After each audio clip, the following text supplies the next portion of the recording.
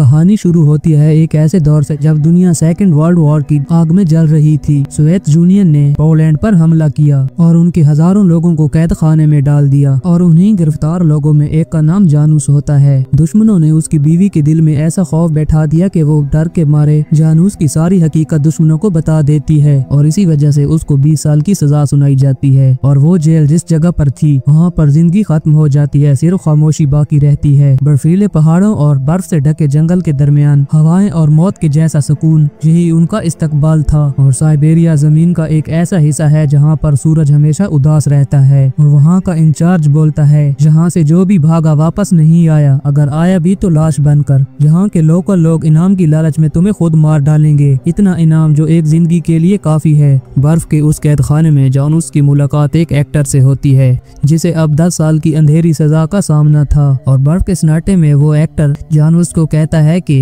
मैं तुम जैसे आदमी की तलाश में था, कोई ऐसा जो भागने का ख्वाब देखने की जुर्रत रखता हो, मुझे लगता है कि वो तुम ही हो। और जानूस कहता है तुम भागने की बात करते हो, जहाँ तो चारों तरफ बर्फ है, सन्नाटे हैं, जंगल हैं, ऐसी जगह से इंसान निकल भी जाए तो जिंदा नहीं बचता। वो आदमी कहता है कि हम अभी नहीं, सर्दियों में फरार होंगे, सर्दी खत्म होने के बाद हम दक्षिण की सिमत चलेंगे जहाँ पर मंगोलिया की सरहद है। वो कहता है हमें अभी से तैयारी करनी होगी। अगली सुबह बर्फ में काम करते करते कई कैदियों की सर्दी की मार से सांसें जम जाती हैं और जिंदगी खामोश हो जाती है। उन कैदियों को मरता देखकर एक आदमी चीख कर कहता है चलो जंगल की तरफ चलते हैं, शायद वहाँ बचने का कोई रास्ता हो। और इंचार्ज गुस्से में चीख कर कहता है कोई भी जंगल की तरफ नहीं जाएगा। उसके दिल में ये डर था कि शायद ये वहाँ से फरार न हो जाएं, लेकिन वो आदमी जंगल में चल पड़ता है और उसको देखते ही बाकी के लोग भी उसके पीछे चलते हैं। अगले दिन उन सब कैदियों को एक जगह इकट्ठा किया जाता है और इंचार्ज बोलता है तुम लोगों को ठंड ज्यादा लगती है, मैं कोई तुम्हारा और इंतजाम करता हूँ। और उन्हें काम करने के लिए एक खदान में धकेल देते हैं जहाँ पर हर सांस जहर थी और जमीन के नीचे का अंधेरा उनकी नई कैद बन चुका था।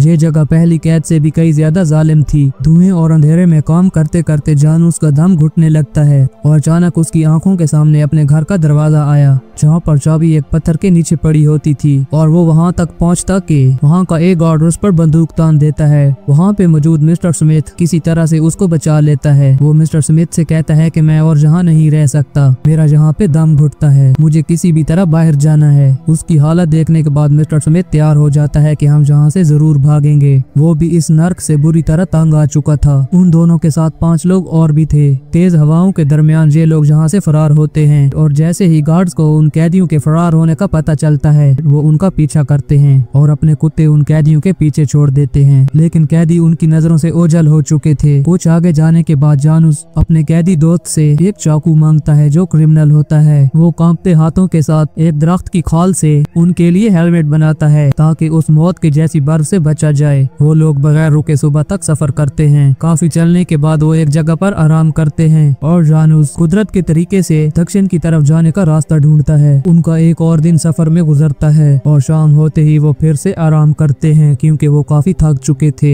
हवा में बर्फ की खुशबू फैलने लगी थी और जानूस उनको कहता है कि मुझे लगता है जहाँ जोरों की सर्दी पड़ने वाली है, हमें अपने बचाव के लिए जंगल से लकड़ियाँ लानी होंगी। वो लोग लकड़ियाँ इकट्ठा करने लगते हैं। उनमें से एक ऐसा कैदी भी था जिसको रात के वक्त कुछ नजर नहीं आता और लकड़ियाँ लाने से पहले ही अंधेरा छा गया था और अब किसी को मालूम नहीं कि वो कहाँ है। लेकिन सुबह जब एक आदमी देखता है तो वो बर्फ के मारे एक दरख्त के साथ पत्थर हो चुका था, उसकी सांसें रुक चुकी थी। वो उसको वहीं पर दफनाकर आगे का सफर तय करते हैं। काफी मेहनत के बाद बड़ी ही मुश्किल से वो उस बर्फीले इलाके को पार कर लेते हैं। काफी दिनों के बाद उनके पास खाना भी खत्म हो चुका था और वो भूख से इतने नढाल हो चुके थे कि उन्हें कुछ भेड़िए दिखाई देते हैं जो एक जानवर खा रहे थे और भूख के मारे उनको उन भेड़ियों से भी डर नहीं लगता और वो उनसे वही मरा हुआ जानवर छीन लेते हैं। उस जानवर को खाने के बाद इन्हें थोड़ी सी हिम्मत मिलती है और जानूस कहता है कि हम सबका आगे जाना सेफ नहीं है, मैं अकेला जाता हूँ, आगे का रास्ता क्लियर करता हूँ। अगर मैं कुछ दिन तक वापस नहीं आया तो समझ लेना कि मैं इस दुनिया में नहीं हूँ। और जानूस की काफी मेहनत के बाद वो एक झील को देखता है और वो अपने दोस्तों के पास लौटता है, लेकिन उसकी हालत काफी बिगड़ चुकी थी। लेकिन वो अपने दोस्तों को उस जगह के बारे में बता देता है है और वहीं पर बेहोश हो जाता है। सुबह जानूस को जैसे ही होश आता है वो आगे का सफर करते हैं और बर्फीले रास्ते में अचानक उनको एक लड़की नजर आती है जो रशियन से बचकर आई थी। उसकी आंखों में जिंदगी के लिए एक हिम्मत थी। वो एक उम्मीद के साथ कहती है कि मुझे तुम्हारे साथ चलना है, लेकिन राशन पानी कम होने की वजह से उसको साथ ले जाना मुनासिब नहीं समझते। कुछ आगे चलने के बाद उन्हें दलदल में एक हिरण नजर आता है और वो खुशी से झूम उठते हैं और उसे शिकार करके खाने लगते हैं। इतने में एक कैदी लड़की को उनके पास ले आता है क्योंकि उनके पास अभी कुछ खाना है। कई दिनों की थकन के बाद वो आखिरकार मंगोलिया बॉर्डर तक पहुंच जाते हैं। उनमें से एक आदमी वहीं रुकने का फैसला करता है जबकि बाकी लोग आगे बढ़ने के लिए तैयार होते हैं। कुछ कदम आगे जाने के बाद वो ऑस्ट्रेलियन का फोटो देखते हैं। उनके दिलों में खौफ बैठ जाता है क्योंकि वो दुश्मन जिससे वो बचकर भाग रहे थे उनकी आंखों के सामने था।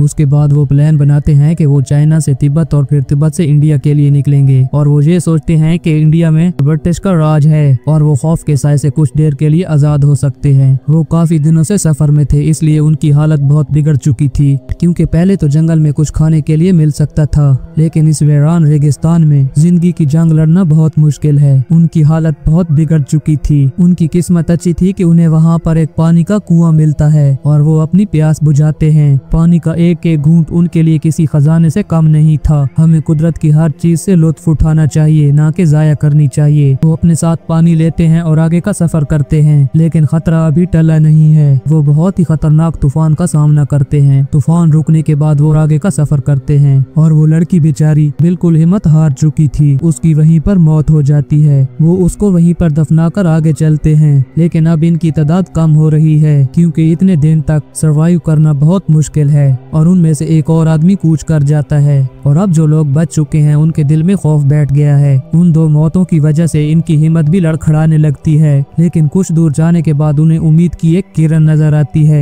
लेकिन वहाँ जाने से पहले मिस्टर स्मिथ भी मौत के बहुत करीब आ चुका था। वो उन लोगों को वहाँ जाने के लिए कहता है, लेकिन जॉन उसका दिल बहुत रहम दिल होता है। वो उसको वहाँ पर अकेला नहीं छोड़ना चाहता। वो दूसरे कैदियों को पानी के लिए भेजता है कि जाकर पानी ढूंढो और रात को फिर से वो इकट्ठा होते हैं बगैर पानी के और थकावट से चूर वो लोग वहीं पर सो रहे थे और एक कैदी की टांग से सांप गुजरता है और जो सांप का पीछा करता है और कुदरत एक बार फिर उनका साथ देती है। उसको एक चट्टान से पानी नजर आता है और वो लोग वहाँ पर अपनी प्यास बुझाते हैं। वो लोग पागलों की तरह पानी पीते हैं। खुद को जिंदा रखने के लिए वो उस सांप को भी खा जाते हैं और आखिरकार वो चाइना के बॉर्डर पर पहुंच ही जाते हैं और चाइना में रुकना उनके लिए मुमकिन नहीं था क्योंकि चाइना और जापान की जंग की आग चारों तरफ फैली थी और वो लोग तिब्बत की तरफ निकलते हैं। लेकिन एक बार फिर से उनको बर्फीले पहाड़ों में सरवाइव करना पड़ता है। उन अंधेरी वादियों और बर्फ के दरमियान उन्हें कुछ लोग मिलते हैं जो उनको खाना देते हैं और भारत का रास्ता दिखाते हैं, लेकिन वो लोग उनको बताते हैं कि तुम्हारा आगे जाना बहुत खतरनाक है क्योंकि बहुत ही खतरनाक तूफान आने वाला है। लेकिन जॉन उसके दिल में आग जल रही थी। उसने हिम्मत से खतरे को चैलेंज करने का फैसला किया। उसी ठंड और धुंध के बीच मिस्टर सिम कहता है कि मैं वापस चाइना जाऊंगा क्योंकि यूएस फौज का प्रोग्राम वहाँ पर चल रहा है और ये मेरा वाहिद रास्ता है अमेरिका वापस जाने का। और अगले दिन जानूस और उसका साथी हिम्मत करके इंडिया के लिए निकलते हैं। लंबी सख्त और खतरनाक राहों के बाद वो भारत पहुँच ही जाते हैं और लोग उनका बहुत ही अच्छी तरह से स्वागत करते हैं। हर आंख में हैरत और प्यार झलक रहा था और जानूस को अपने देश वापस लौटने के लिए एक लंबा इंतजार करना पड़ा। पोलैंड अभी भी कम्युनिज्म के कब्जे में है और वक्त का पहिया घूमता रहा।